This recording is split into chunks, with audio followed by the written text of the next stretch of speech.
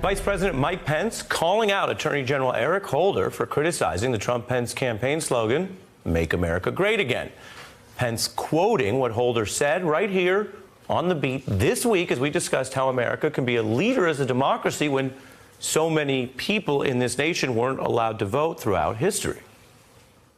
There's a lot of talk about America being a leader as a democracy, quote unquote, in the 1800s when women and African Americans couldn't vote. What kind of democracy is that? Oh, that's exactly right. And that's when I hear these things about let's make America great again. And I think to myself, well, exactly when did you think America was great? It certainly wasn't when people were enslaved. It certainly wasn't when women didn't have the right to vote. It certainly wasn't when the LGBT community was denied the rights to which it was entitled. Holder critiquing the idea that you have to go back in time to recapture American greatness. And he said America has done great things, but that progress comes by looking ahead.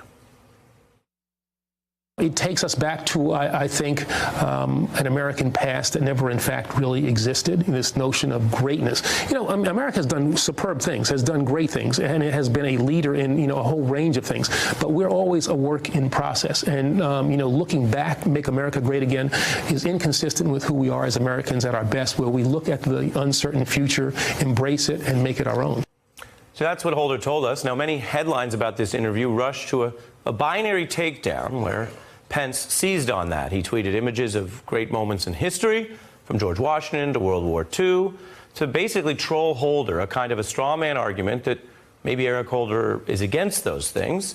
Now, he posted a reply saying America is great. Make America great again means you think America is not great, quote. And he said, backward looking, America's at its best when we look forward, end quote. Holder seeking to have a broader conversation about greatness more than a forward slogan might encapsulate. And this, we think, is still a nuanced discussion worth having. I'm joined by Rich Benjamin, a political analyst and critic, and the author of Whitopia, where you spent a lot of time in some of the, quote, whitest communities in America trying to have these conversations.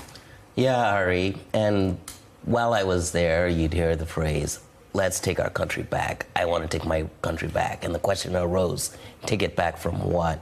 And I think that's what Trump's Make America Great Again was signalizing, as though he could take it back in terms of race, in terms of gender, in terms of a dirty energy economy, and all of it. What does it mean to you that Vice President Pence, who is presumably busy, wanted to jump on this conversation, whether he saw the interview live on the Beat or saw the discussion, the headlines I showed? He wanted to lean into this, but not necessarily to reckon with the voting rights point that Holder was making, that a democracy defined by everyone having the right to vote makes this a young democracy indeed. He just wants to double down on the symbolism of it. It reminded me of the time Trump went to the CPAC conference, hugged the flag, and said, I will protect you. So for me, I think it's symbolic trolling that the vice president is doing without any policy substance of addressing what Eric Holder said.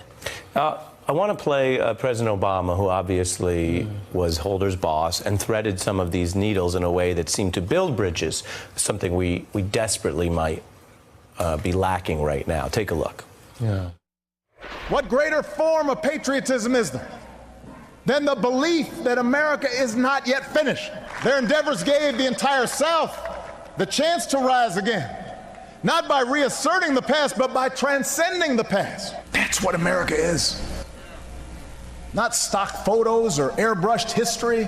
We respect the past, but we don't pine for the past. We don't fear the future. We grab for it. It's interesting that there's a reference to airbrush photos there, because that's a little bit of what exactly was happening in the Twitter trolling. It's a lot of what was happening in the Twitter And by a little bit, I mean a lot of it. A lot of it. A lot of it. You know, I wish Obama had given that speech sooner than later, but in fairness to him, the context was the 50th anniversary of Selma. But it really came so late, and it was really prescient. And we couldn't have foresaw Trump's election when he gave that speech. Is it an unhidden, sorry, not unhidden, is it a hidden or unseen rule of American politics that you have to constantly speak about reform as an appeal to greatness, rather than just acknowledging some of these things might not work well. We need to fix them. Yeah, I think it is two things. One is you appeal to the past and you appeal to how you've come up. I was born in a log cabin and I will make things great and I identify with you. That's very nostalgic and backward looking versus I see the future. America's economy is not a zero-sum game where we're fighting each other like Game of Thrones, but like we can make this better for all of us. Interesting. Yeah. You've given a lot of thought to these issues, including how to break through on them and not just have the trolling. So, Rich Benjamin, thanks for being on The Beat tonight. Yeah, thank you. Appreciate it. Hey, I'm Ari Melber from MSNBC. You can see more of our videos right here, or better yet, subscribe to our YouTube channel below. You could have been anywhere in the world, but you're here with us, and we appreciate that.